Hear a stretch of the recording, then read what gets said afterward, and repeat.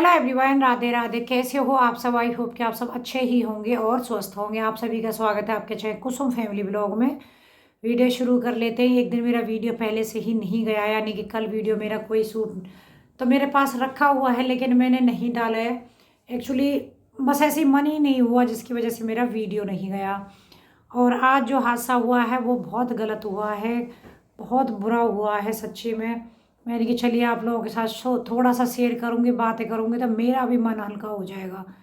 ऐसा कुछ नहीं है कि उसको वीडियो बना करके मैं आप लोगों के साथ में डालने के लिए कि भाई मेरे व्यूज आएँ या फिर मुझे, क्योंकि कई चीज़ें ऐसी होती हैं जब हम बातें करते रहते हैं तो उससे थोड़ा सा मन भी हल्का हो जाता है। और सुबह सुबह कुछ ऐसी न्यूज़ सुनने के लिए मिल जाओ जिसकी हमने उम्मीद भी नहीं की है, तो उससे थोड़ा सा ज़्यादा ही दिमाग हिल जाता है। तो वही हुआ आज सुबह। डेली कंटिन्यू नॉर्मली जैसे शाम को सब कुछ रूटीन जैसे रोज़ रहता है, भाई खाना पीना खाया, रात को दूध पियो, बच्चे सोए, हम भी। और सुबह को क्या है, आजकल मैं और भाभी हम लोग घूमने के लिए जाते हैं। 5 बजे के आसपास उठती थी और 5:15 बजे घूमने के लिए चले जाते हैं, क्योंकि अभी थोड़ा अंधेरा वगैरह हो रहा है ना, ठंडी होने लगी है। तो 5 बजे की वजह से ऐसे 5:15 5:20 ऐसे ही चले जाते थे। ऐसे ही उठी हूँ तो मैंने मैसेज देखा, क्योंकि रात में जो घटना घटी थी वो रात में हो चुका था सब कुछ, और मुझे कुछ पता ही नहीं था। रात सुबह मैंने मैसेज देखा, क्योंकि सुबह क्या रहता है, जैसे हम घूमने जाते हैं तो उधर भाभी उधर से मैसेज करके और इधर से मैं उनको जैसे गुड मॉर्निंग का मैसेज भेज के, उसको क्या रहता है कि जग गए मतलब हम दोनों फिर चलेंगे। चलने से पहले मैं उनको पूछती हुई थी कि आप तैयार हो तो आ जाओ नीचे। सुबह मैंने जब मैसेज देखा भाभी का तो मुझे इतना ख़राब लगा, बहुत ज़्यादा। भाभी की मौसी थी, आज सुबह मतलब रात को ही एक्सपायर हो गई हूँ वो। बहुत ज़्यादा ख़राब। और मौसी मतलब ऐसा नहीं था कि बहुत ज़्यादा एज की हैं वो, 53 या 54 इतनी एज की रही हैं। और एक ही बेटा है, अभी उसकी शादी भी नहीं हुई है बेटे की, क्योंकि शादी के काफ़ी लेट उनके मतलब काफ़ी मन्नतों के बाद में वो पैदा हुआ था। भाभी का जो बड़ा बेटा है उससे ही 6 महीने बड़ा है, मतलब शुभम के ही साथ का है।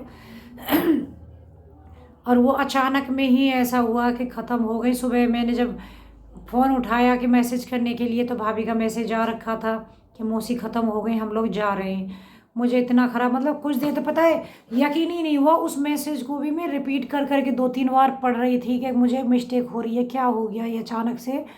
और मैं उठ के बेड पे ऐसे भी बैठ गई, इतना ख़राब। क्योंकि हम किसी को नहीं जानते, उसके लिए भी देखिए ऐसी चीज़ें सुन के मुझे पता है आप सबको भी ख़राब लगेगा, लेकिन मैं तो उनको बहुत अच्छे से जानती थी।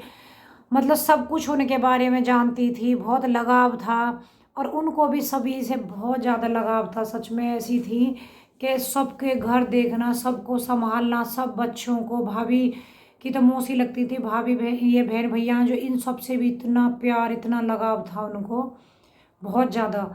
तो इतना बुरा लगा मुझे सुन के। और सबसे बड़ी बात क्या है कि उनके हस्बैंड भी, मतलब भाभी के जो मौसा थे, वो 6-7 साल पहले ही ख़त्म हो गए थे। उनको कैंसर था लीवर के पास में, या लीवर में मतलब, तो वो उस टाइम पे ख़त्म हो गए थे। तो अब खुद ही अपना घर संभालना, बच्चे को कर रही थी, बच्चे की शादी की तैयारियां, होता है सभी को, देखो बहुत सारी चीज़ें ऐसे जोड़ना, वो भी अपने बच्चे के लिए कर रही थी। और सब कुछ ठीक था, कहते हैं ना, जो मतलब घटना घटी थी, मौसा ख़त्म हुए थे, उसको धीरे धीरे भूल करके बच्चे को अपने परिवार में सब में घुल मिल के उस हिसाब से रहना। लेकिन अचानक से इतना बड़ा झटका हुआ, बस समझ नहीं सकते, बहुत बुरा लगा। एक ऐसी मतलब माँ चली गई, कहने को तो उनके भले ही एक ही बेटा था, लेकिन मौसी वगैरह सब उसको, उनको माँ से कम नहीं। एक ऐसी माँ चली गई दुनिया से कि बहुत सारे बच्चे अपने पीछे ऐसे छोड़ गई जिनको उनकी ज़रूरत थी, और ज़रूरत है बहुत ज़्यादा सच्ची में। मैं सुबह से नहीं, दिमाग ऐसा हो रहा है आज से आपको बताऊं, मैंने कोई पूजा नहीं की। गीता को बोल दिया लड्डू गोपाल, गीता ने नहलाए, बहुत बिल्कुल मन ऐसा हुआ बहुत ज़्यादा मेरा दुखाया। फिर मैं जा भी नहीं पाई, मतलब अभी बाद में कब जाऊंगी पता नहीं है, लेकिन बहुत बुरा हो गया। और उनको हुआ क्या था पहले से पता ही नहीं कुछ भी। 1-2 दिन पहले शायद बुखार उनको, मुझे भी पता नहीं है। भाभी वो लोग भी वापस आए नहीं हैं अभी, तो मैं उतनी जितनी जानकारी है उतने ही आपको बता रही हूँ। सरिता भाभी के, तो उन्हें 1-2 दिन पहले जैसे बुखार आया, तो शायद गांव में भी दवा गोली ली नहीं, तो उन्हें फिर दिल्ली मैक्स में लेकर के आए हॉस्पिटल में। तो शाम के टाइम में एडमिट करी मैक्स में। फिर रात में हालत ख़राब होती चली गई, तो पता चली डेंगू हो रहा है, प्लेटें गिरती जा रही हैं। और ऐसी हालत हो गई कि वो नहीं बच पाई। और ससुराल उनकी उधर पड़ती थी, शामली के पास में, मुजफ्फरनगर ज़िले में आती थी, उस साइड में। शामली से थोड़ा सा दूर, मतलब उधर ही उसी एरिया में थी, लेकिन दिल्ली में उनका अपना घर वगैरह सब। बहुत बुरा हुआ, बहुत ज़्यादा। भगवान, कभी कभी ऐसा लगता है क्यों इस तरीके से किसी का घर उजाड़ना कुछ। क्योंकि देखो बच्चा है, अभी उसकी शादी भी नहीं हुई है, कल को उसकी शादी होगी तो माँ बाप कोई सा भी नहीं रहा बिल्कुल। क्योंकि मौसा के बिना तो उन्होंने काफ़ी हद तक अपने आप को समेट लिया, समझौता कर लिया, कैसे भी समझ लीजिए। फिर भी बच्चे के ये हो गया कि चलो पापा नहीं है तो मम्मी है। और आपको यकीन बताऊँ एक बात के, अगर हस्बैंड ख़त्म हो जाए तो एक औरत पूरा घर फिर भी रो पीट के अपना संभाल लेती है, बच्चों को संभाल लेती है, कैसी भी करके वो अपनी ज़िंदगी काट लेती है। लेकिन अब तो पापा भी नहीं है, आदमी फिर भी उतना नहीं कम वो कर पाते हैं, लेकिन औरत कर लेती है। लेकिन आज तो वही सब ख़त्म हो गया, बहुत ज़्यादा बुरा लगा। बस यही है कि भगवान उनकी आत्मा को शांति दे और सबको दुख सहने की हिम्मत दे। आज ऐसा ही रहा पूरा दिन, मुझे पता है आप लोग भी वीडियो देख करके। मैंने बहुत बार, मतलब जैसे उनकी शादी वगैरह हुई है ना वहाँ पे, तो कई बार मैंने वीडियो भी डाली है, शायद मैंने किसी वीडियो में वो डाली भी होंगी, लेकिन मुझे याद नहीं आ रहा है उनका कि मैंने कब शेयर की है। क्योंकि भाभी के पक्ष में जैसे उधर की साइड में शादी वगैरह हुई है, सब में वो भी आती थी और हम लोग भी इधर से जाते थे, तो मतलब शेयर की होंगी मैंने कभी आगे। मतलब पहली जो, बहुत मेरी 1-2 साल पहले की जो वीडियो है। अब मुझे उम्मीद नहीं है। और आज हो गई 16 नवंबर। 16 नवंबर को आज मुझे वीडियो बनाते हुए भी पूरे 3 साल हो गए कंप्लीट। मेरी पहली वीडियो 16 नवंबर को गई थी। आज मुझे यूट्यूब पर भी पूरे 3 साल हो चुके हैं। 3 साल में चैनल आपके सामने है।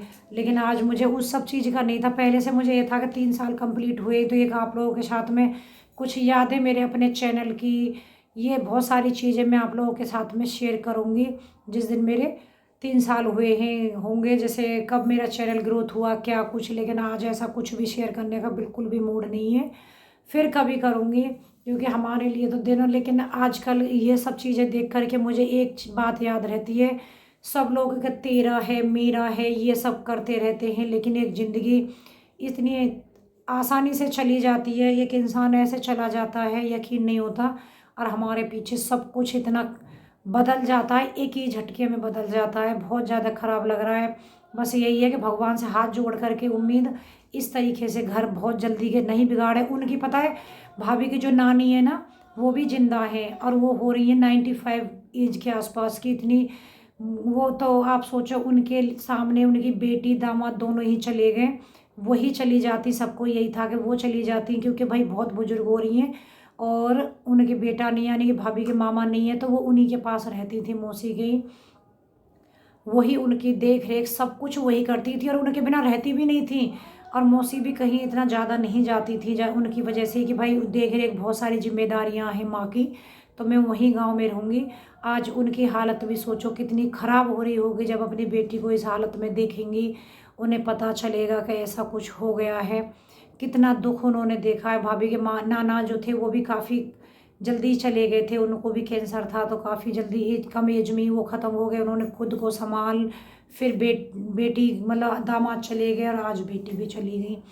बहुत बुरा लगता है, ऐसे बुजुर्ग बैठे रहते हैं, उनके सामने उनके बच्चे चले जाते हैं। भगवान कच्ची पक्की फसल सबकी है, बीच में उजाड़ देता है। इस चक्कर में ये रहता है ना, कहते हैं ना कि तभी पूजा पाठ पे से ज़्यादातर भरोसा उठ जाता है। और क्या बताऊँ, कुछ भी मतलब ऐसा नहीं लग रहा है कि आपको मैं कुछ एक्सप्लेन करूँ। चलिए फिर कल मिलूँगी।